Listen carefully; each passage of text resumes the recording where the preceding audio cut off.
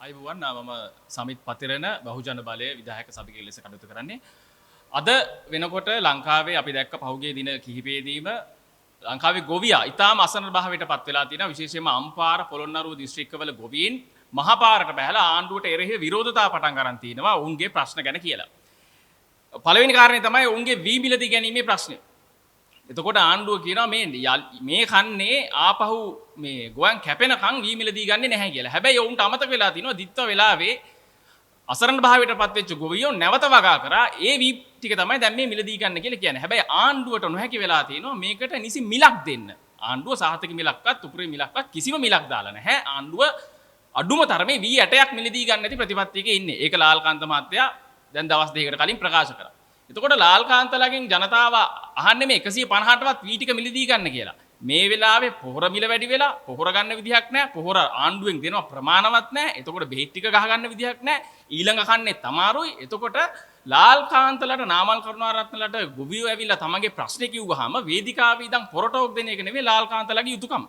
හරි. එතකොට මේ රටේ ජනාධිපති කෙනෙක් පත් වෙලා ඉන්න අනුරාධපුරේ තඹුත් එක. කෘෂිකර්ම අමාත්‍යවල අනුරාධපුරේ.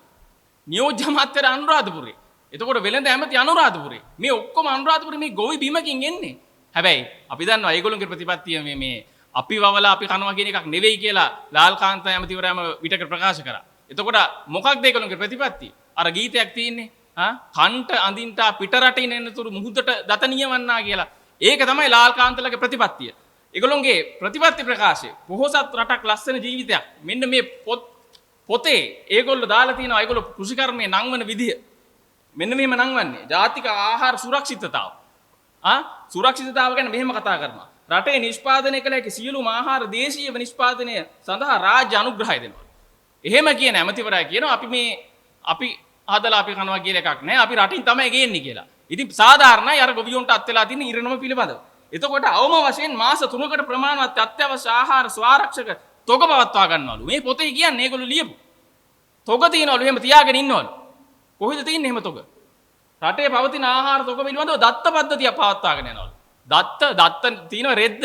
දත්ත නෙවෙයි දැන් ඔය ජනාධිපතිවරයා පාර්ලිමේන්තුවට ඇවිල්ලා කීපාරක් කිව්වද දත්ත නැහැ කියලා. දැන් අවුරුද්දයි මාස 9කුත් ගත වෙලා අවුරුදු 2කට ආසන්න ආණ්ඩුවපත් වෙලා. කොහේ තියෙන දත්තයක්ද? දත්ත තියා මෙලෝඩියක් හදන්න මේගොල්ලන්ට අවශ්‍ය කරන දැනුම නැහැ.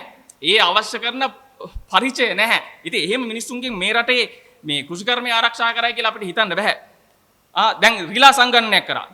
කිසිම ප්‍රගතියක් නැහැ, කිසිම ප්‍රතිඵලයක් නැහැ, සල්ලි නිකන් අපරාධේ. එතකොට මේ කෘෂිකර්මාන්තයට එතකොට මේ ගෙවතු ආශ්‍රිත භෝගවලට මේ වට ඉන්න ලොකුම පලිබෝධකයා කවුද කියලා අපි හොයාගත්තා. විශාලම පලිබෝධකයා තමයි කේ.ඩී. ලාල්කාන්ත. අනිත් පලිබෝධකයා නාමල් කරුණාරත්න.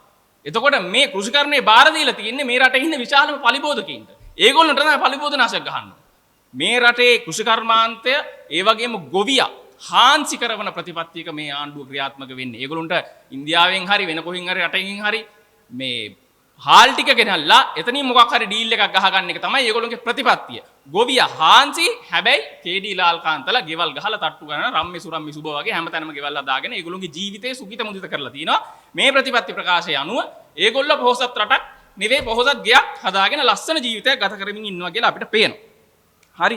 එතකොට ඔය පලිබෝධකයා නසන්න අපි කියනවා මේ රටේ ගොවියන්ට ඕගොල්ලොන්ට වගකීමක් තියෙනවා. ඕගොල්ලෝ මේ ආණ්ඩුව පත් කරන්න ඉතා විශාල කැපකිරීමක් කරපු ජනතාවක්. මේ රටේ ගොවියෝ විශ්වාස කරා මේ රතු තරුව ඇවිල්ලා අපිට උදව් කරයි මේ පීඩිත පන්තියේ ආණ්ඩුවක් ඇවිල්ලා මේ රටේ ගොවියෝ නියෝජනය කරයි. එහෙම මුකුත් කරන්නේ නැහැ නේද? ඒ නිසා ගොවියොන්ටත් වගකීමක් තියෙනවා නැවත හැරිලා බලන්න. තමන් ඡන්දේ දීපු එකේ යුතුයකම වගකීම මේ ආණ්ඩුව ඉටු කරනවද කියලා. ඒ නිසා අපි මේ රටේ මහ ජනතාවට කියනවා මේ ආණ්ඩුව වලින් මේව බලාපොරොත්තු වෙන්න එපා. මෝඩයෝ පත් කරගත්තාම මෝඩයෝ රාජ්‍ය පාලනයට පත් වුනහම මේවට මුහුණ දෙන්න සිද්ධ වෙනවා. අපි අරගල කරේ මේ මෝඩයෝ බලයට ගේන්න නෙවෙයි. හැබැයි ජනතා විමුක්ති පෙරමුණ ඒ අරගලවල තිබ්බ සියලුම හරය විකෘති කරලා ජනතාව නොමග යවලා බලයට ඇවිල්ලා අද මේ රටේ කෘෂිකර්මාන්තය හාන්සි කරවලා ගොවියා හාන්සි කරවලා සියල්ල තමන්ට අවශ්‍ය පරිදි වෙළඳපොලේ තමන්ට ලාභ උපයන්න පුළුවන් විදිහට පුද්ගලික ලාභ උපයන්න පුළුවන් විදිහට මේක අරගෙන යනවා.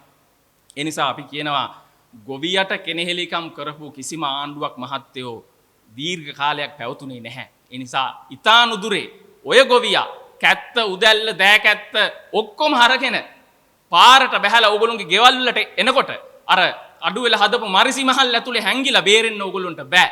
ඒ නිසා ආණ්ඩුව දැනගන්න ඕන ඕගොල්ලෝ පහර ගහන්නේ වැරදි තැනකට.